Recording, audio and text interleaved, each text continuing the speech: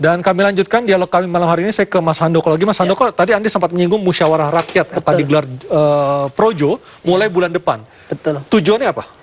Tujuannya tentu kan begini. Di Rakernas kemarin di Borobudur, Pak Jokowi arahannya adalah ojo ke susu. Nanti kita akan bicara, ya kan? Nanti Pak Jokowi ngajak bicara. Nah, artinya kemudian kami mencoba menerjemahkan apa ini untuk menyiapkan itu. Nah, akhirnya diputuskanlah di Rakernas itu bahwa kita akan menggelar musyawarah rakyat. Tapi bukankah ojo ke susu itu ada kalimat lanjutannya? Meskipun orang yang kita usung mungkin hadir di tengah-tengah kita. Ya mungkin juga tidak. Ya kan namanya mungkin. Kan kemungkinan bisa aja. Tapi kan bahwa itu mungkin tidak terjadi juga bisa juga. Ya kan? Artinya mungkin kan nggak pasti harus ada di situ. Tetapi mengapa Projo tidak mengikuti saja hasil dari lembaga survei yang sudah ada keluar tuh 3 nama teratas, ada Mas Ganjar, ada Pak Anies, ada Pak Prabowo. Kenapa harus susah-susah melakukan musyawarah rakyat lagi? Tujuannya sebenarnya apa, Mas? Ya bukan susah-susah, tetapi sama seperti apa yang kita lakukan dulu kan di 2014 misalkan kita mendorong memohon kepada Bu Mega untuk mencalonkan Pak Jokowi gitu kan, ya jangan diterjemahkan bersusah-susah, enggak juga. Tapi kami akan mengecek itu di lapangan, di bawah, suara di bawah ini seperti apa, ya musyawarah rakyat dengan melibatkan akademisi, jurnalis, kemudian praktisi di masyarakat gitu. Kemudian harapan kami muncul nama-nama ataupun kriteria-kriteria tertentu, kemudian muncul sekian nama. Jadi semuanya masih bagi kami hari ini semuanya masih sangat mungkin. Belum kita berpikir harus si A, si B, si C yang menurut survei bagus, belum.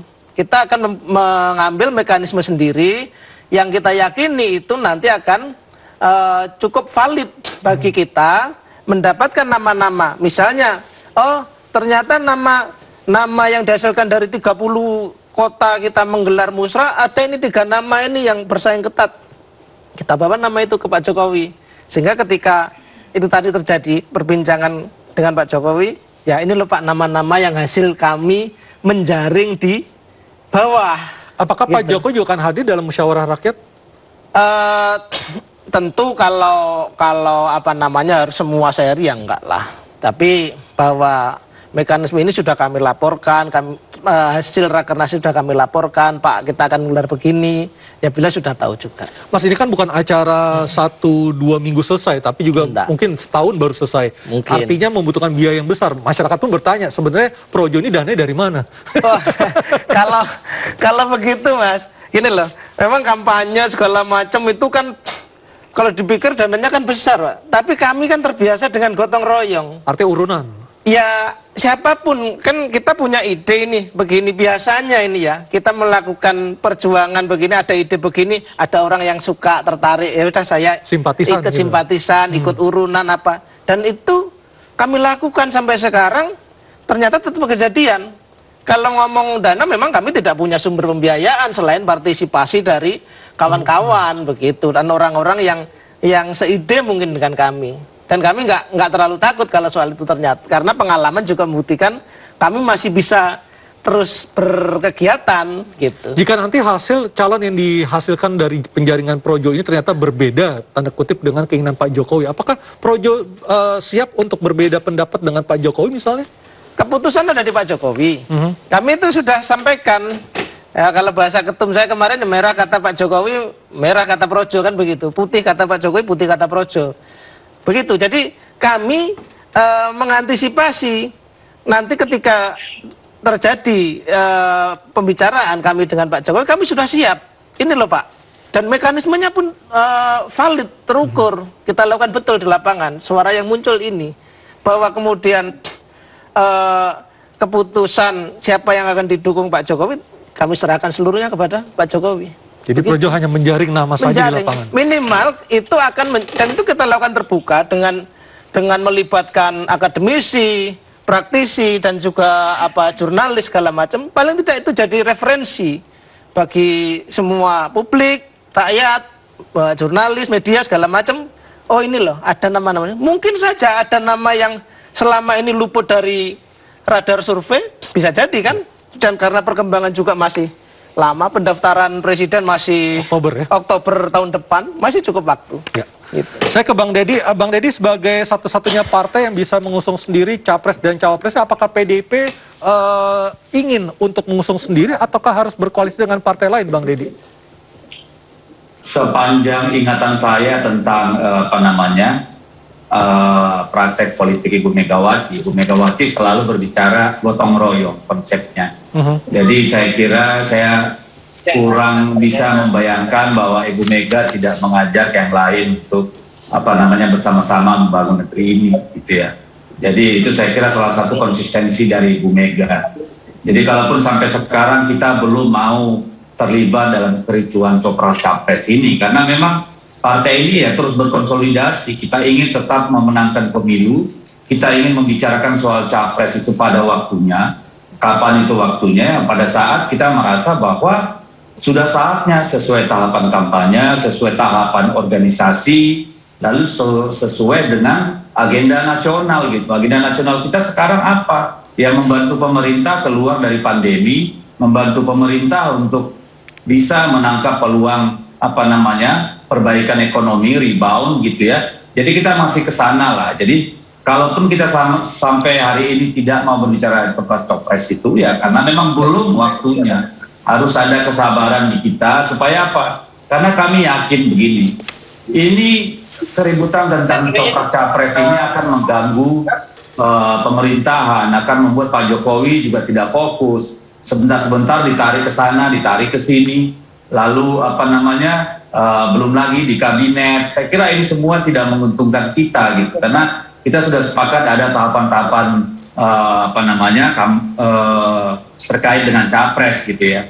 Tapi kalau soal komunikasi, silaturahmi maupun manuver politik kembali terulang itu kepada partai-partai politik. Kami menghargai juga hak dan kebutuhan dari semua partai politik untuk berkomunikasi satu sama lain untuk melihat potensi-potensi bauran kekuatan gitu ya. Itu sah-sah saja. Tapi sebagai partai PDI Perjuangan ingin fokus pada masalah internal, konsolidasi, mempersiapkan caleg sebaik-baiknya, menyiapkan partai, kepala daerahnya, gitu ya, juga mendukung Pak Jokowi agar roda pemerintahan tidak terganggu dengan berbagai hal yang membuat beliau tidak fokus. Begitu. Baik, sampai kapan PDIP bisa sabar menunggu naiknya elektabilitas dari Mbak Puan, Bang Deddy? Saya kira ukurannya kita mengambil keputusan bukan elektabilitas ya. Tadi kan saya sudah sampaikan ya bahwa kita Ibu Mega jangankan dalam pilkada kali ini, dalam pilpres kali ini, sebelumnya juga tidak pernah itu terburu-buru dalam soal itu ya. Jadi tidak ada kaitannya dengan elektabilitas Mbak Puan gitu ya, atau elektabilitas Ganjar, kita jadi terburu-buru karena Ganjar lagi tinggi, atau kita nunda karena elektabilitas Mbak Puan lagi rendah. Bukan itu alasannya. Bagi kita urusan negara, urusan pemerintahan itu hal yang sangat krusial dan harus dipikirkan dengan sangat-sangat matang. Bukan disetting oleh kelompok-kelompok tertentu melalui media, melalui mobilisasi, melalui manuver-manuver gitu ya. Saya kira kita sudah matang lah dalam urusan seperti itu. Baik, saya ke Bang Nurdin. Bang Nurdin, di Partai Golkar sangat banyak sekali tokoh-tokoh atau politisi senior yang juga masih aktif di Golkar memberikan pendapatnya, memberikan advice-nya secara politik maupun secara organisatoris. Ada Pak Luhut, ada Pak JK. Seberapa besar peranan kedua tokoh ini dalam nantinya memberikan arahan kepada Pak Erlangga untuk memutuskan kemana ataupun siapa yang akan didukung Partai Golkar untuk menjadi capres, Bang Nurdin? Di Partai Golkar ya, itu kita punya sistem sendiri dalam mekanisme pengambilan keputusan. Yaitu setiap hal-hal yang bersifat strategis itu diputuskan oleh pengurus harian partai, kemudian pimpinan paripurna partai, atau sebelum DPP, dengan pimpinan pusat partai mengambil keputusan, ketua umum itu berkonsultasi kepada ketua dewan pembina, Pak Kansel Menteri, kemudian ketua Dewan Pertimbangan Pak Tanjung, ketua Dewan Penasehat Pak Luhut. Itu adalah mekanisme yang ada di Partai Golkar. Oleh karena itu, setiap pengambilan keputusan, khususnya yang strategis seperti calon presiden, itu pasti ada konsultasi sebelum kita mengambil keputusan. Tetapi di Partai Golkar tidak ada keputusan yang dilakukan oleh ketua umum sendiri. Oke. Itu sesuai dengan mekanisme yang ada di organisasi Partai Golkar, dan itu diatur dalam anggaran rumah tangga. Nah, oleh karena itu, tapi dalam lobby politik atau konsultasi politik itu telah dilakukan oleh Pak Erlangga sebagai ketua umum, karena memang kita memberi mandat kepada beliau untuk menyampaikan kepada ketua Dewan Penasehat, ketua Dewan Pertimbangan maupun kepada ketua Dewan Pembina. Oleh karena itu, setiap keputusan Partai Golkar insya Allah tidak akan mendapatkan reaksi dari tingkat bawah karena melalui mekanisme kolektif kolegial. Baik. Nah, itu salah satu proses demokratisasi yang diterapkan oleh Partai Golkar sejak era reformasi. Dan itu yang membuat Golkar sangat eksis di setiap kontestasi politik. Baik, Bang Nurdin, kita akan menunggu seperti apa nanti keputusan akhir dari Partai Golkar, juga dari Bang Deddy seperti apa keputusan akhir dari Bu Mega. Kita akan sama-sama menunggu siapa capres maupun partai yang diajak berkoalisi. Terima kasih untuk waktu bersama kami malam hari ini. Bang Handoko juga terima kasih.